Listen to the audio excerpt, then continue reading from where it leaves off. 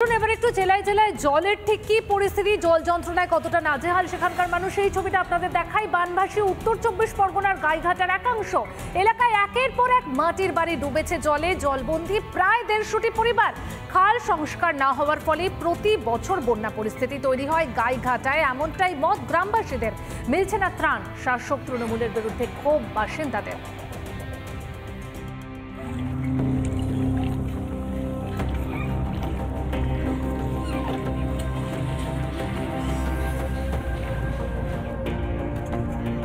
উত্তর 24 পরগনার গাইঘাটার শুটিয়া এলাকায় সেখানেও কিন্তু প্রচুর পরিমাণে জল বেড়েছে। ইতিমধ্যেই কয়েকশো পরিবার, তারা কার্যত প্রায় বলা চলে গ্রাম ছাড়া। অনেকেই বাড়িতে রয়েছেন, তাদের কোথাও যাওয়ার উপায় নেই। এক প্রকার নৌকায় করেই তারা এইভাবে তাদের প্রতিনিয়ত জীবন জীবিকা নির্বাহ করে। তাদের কাজ থেকে শুরু করে বিভিন্ন প্রান্তে যেখানে যেখানে যেতে হয়, এইভাবে নৌকায় করেই তারা যান। জলমগ্ন গাইঘাটার শুটিয়া, রামনগর ও শিলপুরের একাংশ, এমনকি জল থই থই রাজ্য সড়কেও। যাতায়াতের একমাত্র ভরসা নৌকা। বলদেঘাটা খাল সংস্কার না হওয়ায় ফি বছর বন্যা পরিস্থিতি তৈরি হয় গাইঘাটায়। অভিযোগ করছেন গাইঘাটার বাসিন্দারা।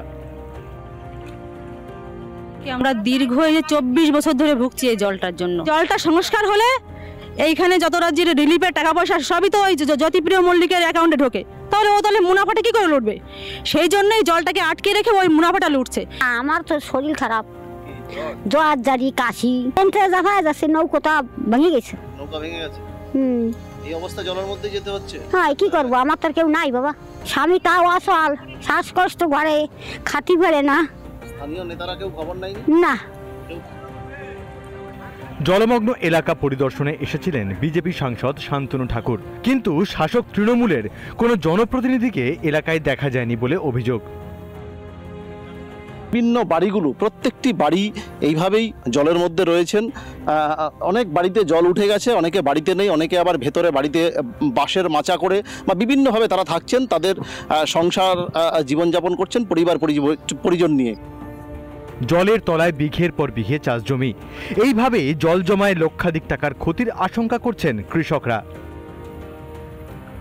এখন দেখার কবে সরকার হস্তক্ষেপ করেন বা আদৌ সরকার শেষ পর্যন্ত এদিকে নজর দেয় কিনা, সেদিকেও নজর থাকবে আমাদের। উত্তর 24 পরগনা থেকে টিটপ বিশ্বাস, রিপাবলিক বাংলা।